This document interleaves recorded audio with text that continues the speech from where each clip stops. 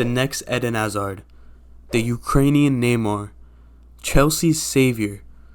Just 2 years ago, those were the words surrounding a young Mykhailo Mudryk. At the time, Mudryk was a near £100 million wonderkid who seemed like he was destined for greatness. But today, he's staring down a 4-year ban from football after being charged with anti-doping violations from the FA. So how exactly did it all collapse so quickly? Mudryk's story begins in Ukraine, rising through the ranks at his local youth clubs before joining Ukrainian powerhouse Shakhtar and their youth setup. Mudryk eventually worked his way into the first team where he was showing flashes of brilliance. But it was the 2022 Champions League group stage where Mudryk really shined and put his name out to the rest of the world. In just 6 group stage matches, Mudryk had delivered moments of pure brilliance and signs of generational talent. Mudryk was absolutely tormenting opposition players with his pace, his dribbling, his finishing, his passing. Everything seems to be going right for him. He ended the group stage with 3 goals and a couple assists, including a composed finish in a 4-1 win over Leipzig and a crucial strike in a 1-1 draw with Celtic. But the moment when the world really figured out who Mudryk was and how much potential this kid had was the away fixture in the Champions League against Real Madrid at the Bernabeu. Although Mudryk didn't get a goal or an assist this game, his performance really stood out. He spent the whole game absolutely tormenting Madrid defenders with his pace, with his passing, with his elite creativity. Even the Bernabeu was in awe of Mudryk's performance.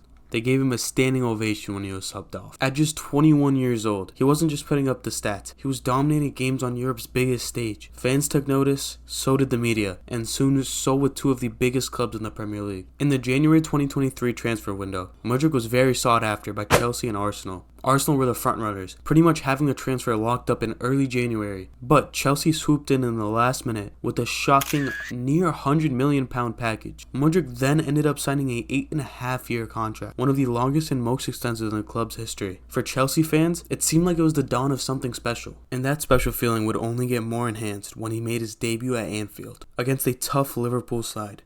At Anfield, Mudryk came off the bench and absolutely lit it up. He was skinning defenders. He was beating players with ease. He injected an excitement into a dead Chelsea side that hadn't seen something like this in a long time.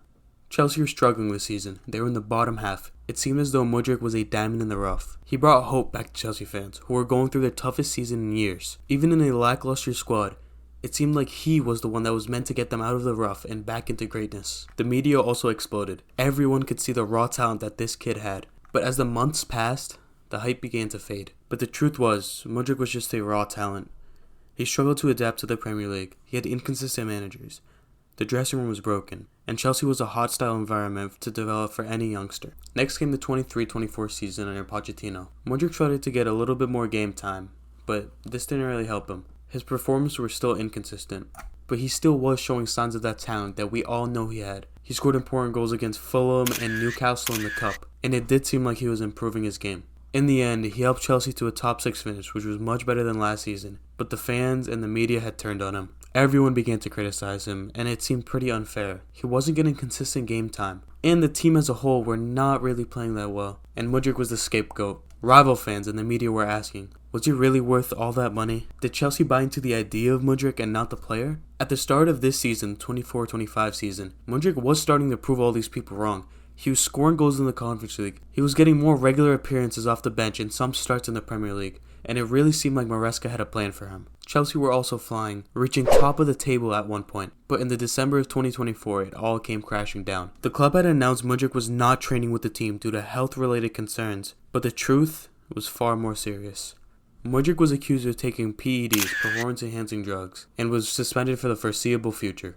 The investigations went on for months, and people were wondering where was Mudryk. Chelsea's number 10 was nowhere to be seen. And just recently, in the June of 2025, the FA officially charged Mudryk with anti-doping rule violations after traces of the PED meldonium were found in his system. The consequences he will be facing are absolutely killer. The FA said that he could face up to a 4-year ban from football, and at just 24 years old, this is the type of stuff that can kill a career. His legal team is still fighting, claiming that he never knowingly took anything that was banned. But intent won't matter if the case holds up. As of now, Mudryk remains in limbo, his career on pause. Once a player with flair, pace, and limitless potential, undone by pressure, poor timing, and now a scandal. Maybe there's a redemption arc somewhere in there for Mudryk. Maybe this is just a dark chapter of his story.